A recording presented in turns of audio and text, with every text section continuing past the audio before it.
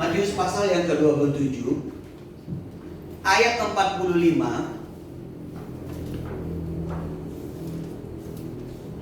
ayat 45 sampai ayat yang ke-46.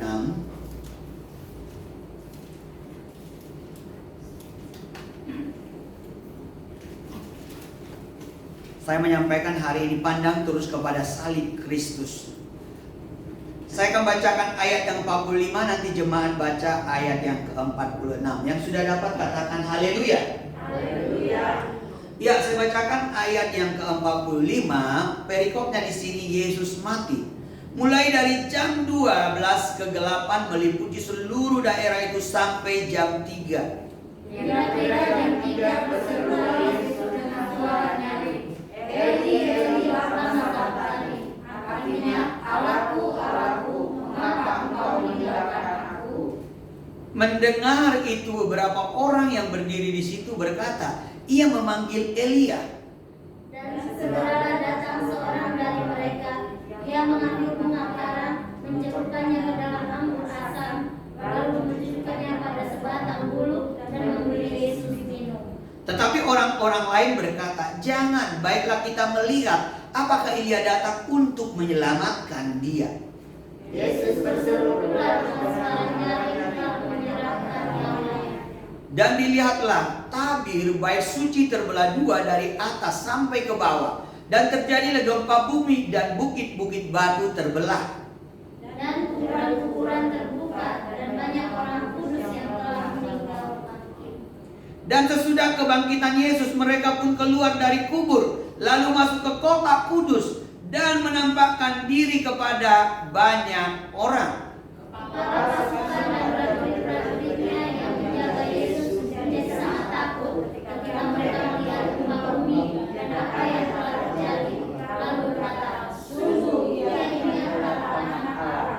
Dan ada di situ banyak perempuan yang melihat dari jauh, yaitu perempuan-perempuan yang mengikuti Yesus dari Galilea untuk melayani dia. Di antara mereka terdapat Maria Magdalena dan Maria ibu Yakobus dan Yusuf dan ibu anak-anak Yesus. Iya, kita sudah membaca dari ayat yang ke-45 sampai ayat 56. Saudaraku, saya mendapatkan perenungan ini dan ini mau sampaikan kepada kita semua, karena hari-hari terakhir ini banyak sekali tidak memandang lagi kepada salib Kristus. Banyak sekarang ini orang yang mengikuti Yesus hanya mau yang senangnya aja. Mereka tidak mau mengalami penderitaan, mereka tidak mau mengalami proses dari Tuhan. Kita melihat di sini pada waktu Yesus sebelum dia, saudaraku, yaitu mati, dia disalibkan dulu. Jadi kita melihat mulai ayat 45 sampai ayat yang ke-56, ya. Yesus dikatakan mulai dari jam 12 kegelapan meliputi seluruh daerah itu sampai jam 3. Kira-kira jam 3 berserulah Yesus dengan suara nyaring, Eli, Eli, lama sabachthani. Artinya, Bapakku, Allahku, mengapa engkau meninggalkan aku? Saudaraku, sangat tidak enak kalau kita ditinggalkan. Berapa orang di sini mengalami pernah ditinggalkan orang-orang yang dicintainya, orang-orang yang dikasihinya, apakah itu suaminya, apakah itu bapaknya, ibunya, atau orang yang sangat dicintainya. Kalau kita ditinggalkan seorang yang dicintai, pasti ada kesedihan. Ada nggak kesedihan? Ada. Jadi Tuhan Yesus sudah mengalami apa yang kita rasakan hari ini di penghujung tahun ini. Saya baca sebuah cerita pada tahun 155 Masehi. Ada hidup seorang uskup di kota Smyrna, ya. Namanya itu Polikarpus. Polikarpus ini ditangkap oleh pemerintah Romawi pada waktu itu, diadili. Dan pada waktu itu, saudaraku, tentara Romawi, pemerintah Romawi meminta saudaraku untuk supaya Polikarpus ini menyangkali imannya. Tapi apa jawabnya Polikarpus ini pada waktu itu? Jawab dia begini, aku ini sekarang sudah umur 86 tahun. Selama 86 tahun aku sudah berbakti kepada Yesus. Dan sampai hari ini Tuhan Yesus tidak pernah mengecewakan aku. Jadi kalau kalian suruh aku untuk menyangkal dia, untuk mengatakan bahwa Yesus itu tidak ada. Bahwa saya harus meninggalkan Tuhan itu tidak mungkin. Bagaimana mungkin aku dapat mengutuki Yesus, dia sebagai raja? Saudaraku, lewat keteguhannya, lewat daripada kesetiaannya kepada Yesus. Apa akibat daripada kesetiaannya Polikarpus ini? Dia itu diikat di sebuah tiang, lalu dibakar sampai mati. Dan baru-baru ini kita dengarkan di Poso, ya, mengerikan sekali. Dipotong kepalanya dan sampai dibakar. Banyak di sana anak Tuhan, mereka mati martir karena mereka percaya kepada Yesus. Jadi mengikuti Yesus itu bukan cuma hanya yang enak-enak saja, tapi mengikut Tuhan juga ada salib, ada penderitaan. Tapi saudara, di balik salib itu ada kemenangan. Tidak akan ada kemuliaan, tidak akan ada kemenangan, tidak akan ada satu hal yang luar biasa tanpa ada salib.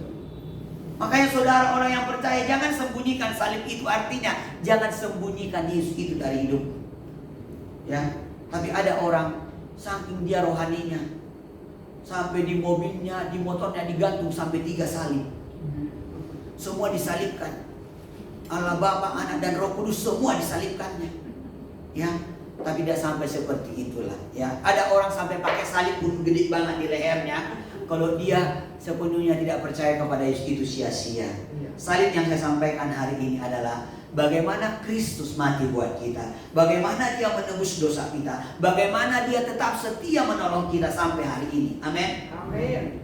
Karena banyak di hari-hari terakhir, banyak orang tidak kuat lagi di dalam penderitaannya, di dalam kesusahannya. Banyak orang akan meninggalkan Tuhan karena nggak kuat oleh tekanan-tekanan yang terjadi, oleh penderitaan-penderitaan yang begitu berat, mungkin dari rumah tangganya, dari pekerjaannya, dari kehidupannya, dia udah nggak kuat. Dan juga saudaraku, bukan cuma pada waktu penderitaan, pada waktu orang berhasil pun, sukses juga, bisa juga dia meninggalkan Yesus. Beberapa orang supaya dia diangkat jabatannya, dia mau meninggalkan Yesus. Jadi kita saat ini, mari kita tetap pandang kepada salib itu. Karena di balik salib itu ada kemuliaan yang luar biasa. Jadi penderitaan Yesus di salib itu penderitaan yang saudaraku luar biasa.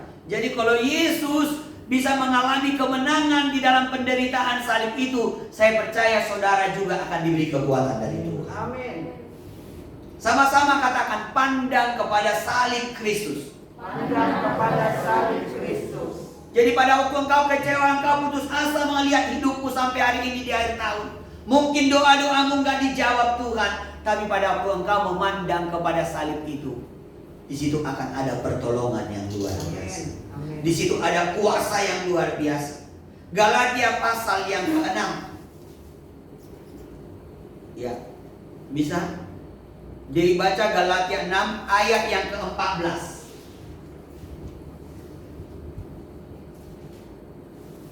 Kita baca. Dewi baca. Galatia 6 ayat 14. Tetapi aku sekali-kali tidak mau bermegah selain dalam salib Tuhan kita Yesus Kristus. Sebab olehnya dunia telah disalibkan bagiku dan aku bagi dunia. Iya, Paulus menuliskan di sini dikatakan, tetapi aku sekali-kali tidak mau bermegah. Artinya dia tidak mau bangga akan dunia ini. Biarpun harta, biarpun apapun yang kita miliki. Kan banyak orang bangga sekali kalau anaknya disekolahkan di sekolah internasional. Uang sekolahannya aja SD sebulan 2 juta. Bangga sekali dia menceritakan, anak saya ini sekolah di sini. Hebat sekali. Bahkan ada seorang anak pejabat cerita, anak saya itu sekolahnya 100 juta dalam 1 semester. Bangga sekali dia menceritakan itu. Oke aja bangga. Tapi kebanggaan sesungguhnya bukan apa yang kita miliki di dalam dunia ini. Kebanggaan kita dikatakan di sini oleh Paulus, selain di dalam salib Tuhan Yesus Kristus, itulah kebanggaan orang yang percaya karena salib itu. Jadi salib itu adalah kebanggaan. Sama-sama katakan, salib adalah kebanggaan. Salib adalah kebanggaan. Jadi saudaraku, kalau ada orang Kristen tidak mau juga mengikut Tuhan dengan proses, hanya kemakmuran, hanya berkat saja. Karena di dalam Tuhan ada penderitaan, ada kemuliaan. Di dalam Tuhan ada kesusahan, ada berkat Tuhan. Tapi tidak kita juga paham dengan yaitu menderita. Semakin menderita katanya semakin kudus. Enggak juga. Banyak orang semakin menderita akan semakin jauh dari Tuhan. Tapi penderitaan yang di dalam Kristus akan mengerjakan hal yang luar biasa. Penderitaan oleh karena kebenaran, saudara akan terus diperbaharui. Saudara akan tetap kuat di dalam Tuhan. Tapi penderitaan oleh karena dunia, oleh karena dosa, saudara akan semakin hancur, saudara. Jadi ada kemuliaan di balik salib itu. Makanya dikatakan Paulus, aku tidak mau bermegah. Sekalipun aku sekarang bisa beli mobil 7M, Ferrari yang terbaru. 7M berkata Dewi, Louis Vuitton, tasnya 200 juta. Piton terserah ya, saudara mau bilang mana itu, ya, saudara, ya. Tapi kita bermegah sekarang adalah bermegah karena Yesus disalibkan, hidup dan bangkit menebus dosa kita. Amin. Itulah yang membuat kita bermegah. Amin. Amin. Efesus pasal 1 ayat yang ke-7, Efesus. Kita baca bersama-sama.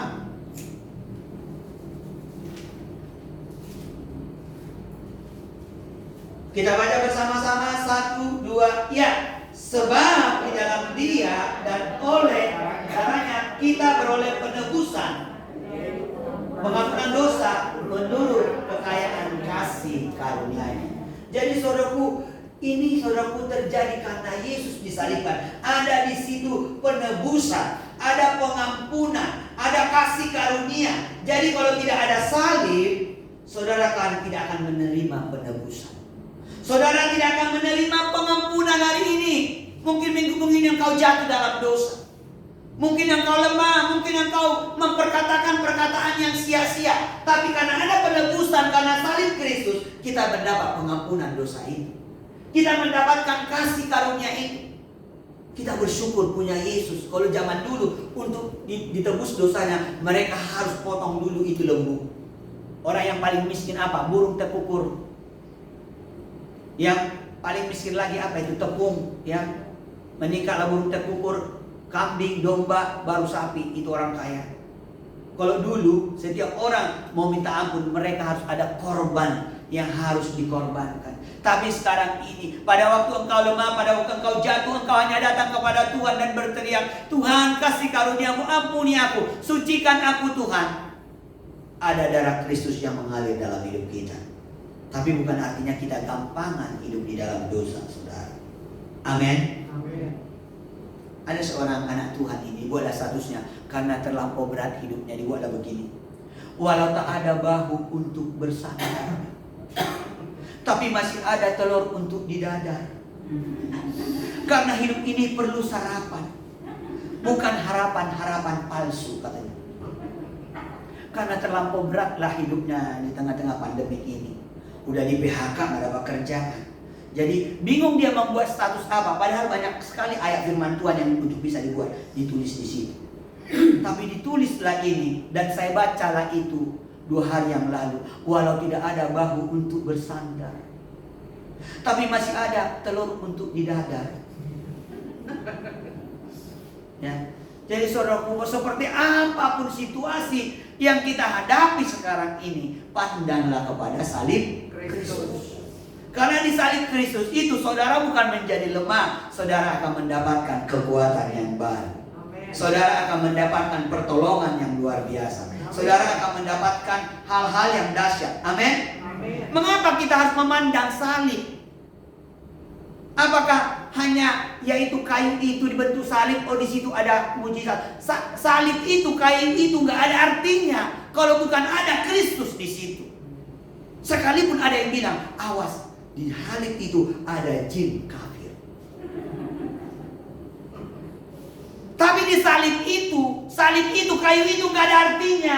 Mau dibuat pun salib gede banget di depan rumahnya, atau di atas gerejanya dibuat salib gede banget, nggak ada artinya. kalau tidak ada Kristus di situ yang disalibkan. Amin. Mengapa salib itu berarti?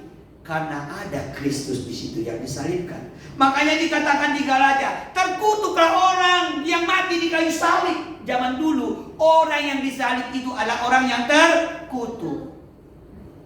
Zaman dulu setiap penjahat-penjahat di zaman itu mereka harus disalibkan karena mereka itu adalah orang terkutuk. Makanya dikatakan di dalam Galatia, dikatakan terkutuklah orang yang mati di kayu salib. Yesus mau terkutuk supaya saudara tidak terkutuk. Yesus mau terkutuk supaya kita mengalami pertolongan Tuhan. Jadi poin yang pertama, mengapa kita memandang salib itu? Jadi jangan nanti pulang dari sini udah diajarkan oleh Pastor Yesaya, dibuatlah salib di kamarnya gede banget, tiap hari dia memandang salib ini. Jadi salib artinya bukan itu apa namanya itu yang kayu itu, tapi makna salib itu adalah karyanya Kristus, penebusannya Kristus, pertolongannya Yesus. Kayu itu nggak ada artinya. Kayu itu hanya medianya aja Yesus untuk disalibkan di situ. Tapi yang kita mau lihat di salib itu, ada di situ pengorbanan Tuhan. Amin. Jadi mengapa kita harus memandang salib itu? Artinya memandang salib, memandang Yesus setiap hari. Lihat suami nggak benar, jangan putus asa. Melihat anak-anak nggak bertobat sampai hari ini mengecewakan, sakit hati lihat anak. Udah dibesarin, udah digedein sampai sekarang nggak peduli. Boro-boro transfer awal bulan.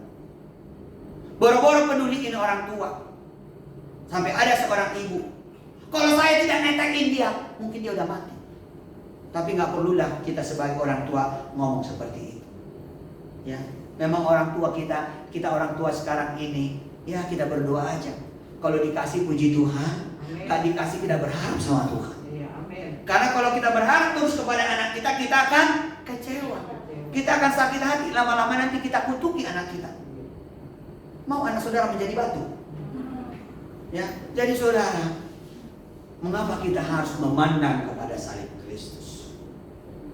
Karena di dalam salib itu, di situ ada kemenangan. Sama-sama dengan saya katakan, ada kemenangan. Sekali lagi, ada kemenangan. Jadi kita menang bukan karena kita merebut kemenangan. Karena Yesus sudah merebut kemenangan dulu, makanya kita sekarang menang. Kalau seorang atlet, dia masih meraih kemenangan itu. Tapi kita orang yang percaya, kita tidak lagi untuk meraih. Tapi pada waktu kita terima Yesus, sungguh-sungguh hidup dalam Yesus, kita sudah terima kemenangan itu. Karena yang merebut kemenangan itu siapa? Yesus Kristus. Kita menang karena Yesus telah menang duluan di dalam hidup kita. Ayat yang ke-52 kita kembali kepada daripada pembacaan kita tadi, Matius pasal yang ke-27 ayat yang ke-52, kita perhatikan di situ. Dan lihat, dikatakan di ayat yang ke-52, bukan 51, 52. Dan kuburan-kuburan terbelah dan banyak orang kudus yang telah meninggal bangkit. Jadi lewat daripada Tuhan kita memandang salib, ada kemenangan, ada kebangkitan, ada hidup kekal. Saudara, buahnya ada di dalam Yesus yang menjamin kekekalan. Di luar Yesus tidak ada. Mau kitab apapun itu tidak ada menuliskan kekekalan. Hanya ada di dalam Yesus. Banyak orang yang mengaku rasul, banyak yang mengaku nabi, banyak yang mengaku dia pemimpin agama. Tapi hanya Yesus satu-satunya juru selamat. Hanya Yesus yang telah mati dari antara kematian dan dia bangkit. Hanya Yesus, saudaraku, bangkit dari kematian. Kematian tidak bisa menahan daripada Yesus Kristus, karena dia Tuhan. Kuburan dan kematian yang dialami, saudaraku, tidak bisa menahan Yesus di dalam kematian itu. Yesus bangkit. Saat ini, kuburan-kuburan apa yang saudara alami di akhir tahun ini? Apakah kuburan kekecewaan? Kemarin dia janji, sekarang ingkar. Apakah kuburan-kuburan kekhawatiran? Apakah kuburan-kuburan penyakit? Apakah kuburan-kuburan masalah pergumulan sampai hari ini belum ada jawabannya? Tapi di sini firman Tuhan mencatat dengan jelas di ayat 52. Dan kuburan-kuburan terbuka. Dan hari ini pun kita imani kuburan-kuburan yang ada di dalam hidup kita sekarang ini terbukalah di dalam nama Yesus. Amin. Apa saat ini kuburan yang begitu berat dalam hidupmu? Engkau mungkin sudah putus asa, tidak lagi semangat lagi. Melayani pun ya udah karena jadwal lah. Datang pun ibadah ya karena rutinitas lah. Datang juga kepada Tuhan ya karena takut aja nanti nggak gereja, takut corona datang. Tapi saat ini, apapun yang menjadi kuburan-kuburan di dalam hidup, ada impian-impianmu yang terkubur, ada juga mungkin cita-citamu yang terkubur di akhir tahun ini, atau ekonomi kita lagi terkubur sekarang ini. Marilah pandang kepada salib itu, karena di salib itu ada kemenangan yang luar biasa. 53. Dan sesudah kebangkitan Yesus, mereka pun keluar dari kubur. Jadi kita pun akan keluar, sama-sama katakan keluar. Keluar. Engkau tahu di mana engkau harus keluar sekarang ini? Apakah sakit hati, kecewa, amarah, emosi, pikiran-pikiran yang kacau? Saat ini keluar. Untuk engkau melihat kemenangan, mujizat Tuhan, engkau harus keluar. Untuk engkau melihat mujizat Tuhan, kesembuhan, engkau harus keluar.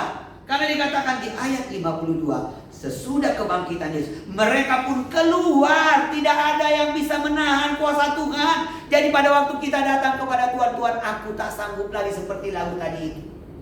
Di saat aku sudah tak mampu, hanya Yesus sanggup melakukannya. Di saat aku. Jadi mungkin kita sekarang ini udah gak sanggup. Aduh Tuhan, gak sanggup lagu ini. Aduh kapan selesai utang ini. Aduh Tuhan tolonglah. Tapi mau apapun pergumulanmu saat ini, pada waktu engkau memandang salib, pada waktu engkau datang kepada Yesus, engkau akan dapat keluar. Engkau akan dapat keluar. Engkau akan dapat keluar. Sama-sama katakan amin. Amin. Katakan haleluya. Haleluya. Berikan tepuk tangan buat Tuhan Yesus. Kita akan keluar. Karena tidak ada yang bisa menahan kita dari apapun yang terjadi di dalam dunia ini. Penyakit tidak akan bisa menahan engkau sampai engkau mati. Penderitaan tidak akan bisa menahan engkau sampai engkau mungkin dibelenggunya terus. Karena ada di situ kemenangan dari Tuhan. Amin. Jadi tahun ini kita akan mengalami kemenangan. Mari bangkit berdiri. Kita mau memperkatakan tindakan profetik ini sekarang ini. Apa yang kau rindukan di akhir tahun ini, engkau harus keluar. Aku gak boleh di sini Tuhan. Aku harus keluar ini. Aku mau melepaskan ini di dalam roh, terjadi di alam kenyataan. Saat ini kita mau memperkatakan, karena Paulus berkata, aku berkata-kata karena aku percaya. Amin. Saat ini sama-sama kita katakan, ya pada waktu kita ucapkan keluar, maka kau sendiri di mana kau yang kau rindukan, kau akan keluar. Kau akan melihat mujizat yang luar biasa di akhir tahun ini. Pada waktu saya katakan hitungan yang ketiga, kita ucapkan keluar kencang sekali, dan ada satu di alam roh sedang dilepaskan saat ini. 1, 2, 3. Keluar! Engkau percaya itu? Itu sedang dikerjakan di alam roh saat ini. Apa yang kau imankan itu keluar saat ini. Itu terjadi atas hidupmu. Karena apapun tidak bisa menahan itu. Silakan dulu saudara. Itu yang kudapat pada waktu kita mengamenkan. Saudara akan bisa keluar karena ada salib Kristus. Kita baca 1 Korintus 1 ayat 18. Karena pada waktu kita memandang salib, di situ ada kemenangan yang luar biasa. Di situ ada keajaiban yang luar biasa. Kita baca bersama-sama 1 Korintus 1 ayat yang 18. 1, 2. Ya, sebab pemberitaan tentang salib memang adalah kebodohan bagi mereka yang akan binasa. Tetapi bagi kita yang diselamatkan, pemberitaan itu adalah kekuatan Allah. Memang banyak orang, apa-apaan itu Tuhan orang Kristen disalibkan. Kan Tuhan itu nggak ada matinya. Benar, Tuhan itu nggak ada mati. Tapi Tuhan Yesus sebagai dia manusia 100% pada waktu itu, dia harus mati kemanusiaannya untuk menebus manusia. Karena manusia harus ditebus dengan cara manusia, dengan darahnya. Makanya banyak orang tidak percaya. Makanya dikatakan pemberitaan salib adalah kebodohan bagi banyak orang. Banyak orang, ngapain percaya sama Yesus? Dia aja mati disalibkan. Sampai-sampai ada tetangga saya tiap hari dibully sama teman sekolahnya. Kan di sekolah di negeri. Tuhannya mati di tiang listrik. Tuhannya nggak pakai kolor. Tuhannya mati tiap hari. Karena mungkin ya temannya ini udah diajari. Mungkin ya siapa yang ngajari itu. Anak itu tiap hari pulang dia tertekan dan bilang sama orang tuanya. Kebetulan ini Ucok dari Korea Utara. Dia bilang gini, "Ma, iya benar ya mak ya, Tuhan kita mati ya di tiang listrik ya." Karena anak ini masih kelas 1 SD. Tiap hari dibilang begitu. Tiap hari ngomongin.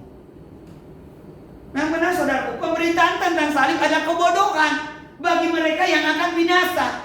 Jadi orang yang tidak percaya akan pengorbanan Kristus di kayu salib, mereka akan binasa. Mereka akan binasa, mau siapapun itu orangnya. Mereka akan binasa. Orang-orang yang tidak percaya akan pemberitaan mengenai salib itu. Yesus itu mati. Saudara, benar-benar dia mati. Sebenarnya Tuhan gak ada matinya, tapi dia sebagai manusia untuk menebus manusia ini. Dia harus mati. Dia mencurahkan darahnya. Emas dan perak tidak bisa membayar manusia, hanya dengan darah Kristus. Makanya kita ini seharga darah siapa? Yesus. Mahal gak kita? Mahal. Katakan kepada kiri kanannya, saya ini mahal. Katakan kepada kiri kanannya. Amin. Mahal loh saudara. Amin. Seharga darah Yesus. Biarpun hidungnya mancung ke dalam, gigi nggak teratur, ya. Selain pada waktu tidur baru kelihatan agak rata giginya. Kalau dia ketawa nggak rata, ya. Tapi ingat saudara, kita ini dibayar seharga darah Yesus. Kita ini mahal. Amin. Makanya kita tidak sembarangan. Aku anak raja, engkau anak raja, kita semua anak raja. Dulu saya waktu di Kalimantan pelayanan, itu anak-anak bercandaan, aku anak raja guguk, engkau anak raja guguk katanya, karena gembalanya raja guguk. Jadi kita bukan raja guguk, bukan raja dunia, tapi kita ini adalah anak raja di atas segala raja. Amin. Iya sudah. Jadi kita ini anaknya Tuhan. Ketawa si Dewi, mantanmu raja guguk ya. Seperti itu. Jadi saudaraku, ya mari pandang kepada salib Kristus. Karena di salib Kristus itu, makanya dikatakan, tetapi bagi kita yang diselamatkan, saya dan saudara, pemberitaan salib itu mengenai Yesus itu adalah kekuatan. Katakan kekuatan. Saudara mau kuat, pandang kepada salib itu. Mainkan musiknya Pak Markus. Karena salibmu ku hidup, karena salibmu ku menang. Engkau yang berkuasa, sanggup untuk melakukan mujizat-Mu di hidupku. Di salib itu ada mujizat. Di salib itu bukan cuma penderitaan, tapi di salib itu ada penderitaan, ada kemuliaan, ada mujizat, ada pertolongan. Engkau yang sakit, pandanglah kepada salib Kristus, maka engkau akan mendapatkan kekuatan. Engkau akan mendapatkan pertolongan. Engkau akan mendapatkan mujizat. Mungkin engkau saat ini mengalami ancaman intimidasi yang berat di akhir tahun ini. Mungkin sudah jatuh tempo, tinggal tanggal 13 harus bayar. Tapi saudaraku, seperti apapun itu, mari pandang kepada salib Kristus. Musuh-musuh jahat yang ingin menjatuhkanmu mungkin di akhir tahun ini, mungkin dia ingin mengalahkan kita, mungkin dia ingin menghancurkan kita. Tapi pada waktu kita tinggal di dalam hadirat Tuhan, kita pandang terus kepada salib Kristus, di situ akan ada mujizat, ada pertolongan. Amin. Yang setuju dengan saya katakan amin. Amin. Poin yang kedua, kita melihat di ayat yang ke-51. Saya bacakan ayat 51. Dan lihat, tabir bait suci terbelah dua, dari atas sampai ke bawah, dan terjadilah gempa bumi, bukit-bukit batu terbelah. Di sini kita melihat poin yang kedua, mengapa kita harus memandang kepada salib itu. Karena saudaraku, pada waktu saudara memandang salib itu, ada hubunganmu yang dipulihkan Tuhan. Mungkin saat ini hubunganmu tidak baik lagi suami istri. Mungkin hubunganmu saat ini tidak baik dengan anak-anak. Mungkin hubunganmu dengan Tuhan juga sudah terputus. Mungkin sudah panjang dan lama. Tapi lewat daripada engkau kembali datang kepada Yesus, engkau kembali datang kepada, pandang kepada salib Kristus, engkau akan mengalami pertolongan yang luar biasa. Imam besar agung kita itu selalu ada di pintu yang terbuka, di ruang tahtanya itu. Jadi pada waktu saudara dengan iman memandang kepada salib itu, pada waktu engkau dengan iman memandang kepada salib itu, pintu anugerah itu, pintu kasih karunia itu, tahta kasih karunia itu akan terbuka kepada kita. Amin. Karena di zaman dulu kan ada ruang maha kudus, ada ruang kudus. Jadi ruang maha kudus, kalau zaman dulu ini ada tabir dari sana lurus. Jadi ini nggak bisa ini altar ini nggak boleh sembarangan masuk ke sini.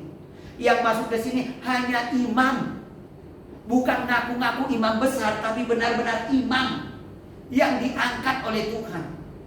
Dan imam pada waktu itu kalau masuk ke ruang maha kudus, itu kakinya diikat pakai tali, dikasih lonceng.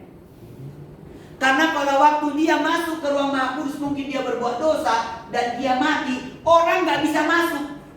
Coba-coba itu Pak Rinto masuk akan mati. Jadi kalau nggak bunyi lagi lonceng kerincing-kerincingan di kakinya imam itu berarti imam itu sudah mati. Caranya untuk mengambil imam itu ditarik, diseret pakai tali itu dari ruang maha kudus. Itu kan ada tabirnya ya. Jadi nggak bisa sembarangan. Sekarang ininya gampang, nggak doa seminggu bisa melayani Tuhan. Cereng. Kemarin dia masih pacaran 38, masih bisa dia senang. Ku panjang dompetmu. Kalau dulu boro-boro, nggak bisa sembarangan. Imam pun bukan setiap hari masuk ke ruang maha kudus. Ada waktu-waktunya. Pada waktu dia mengorbankan pengorbanan, pada waktu dia minta pengampunan dosa atas umat-umatnya di zaman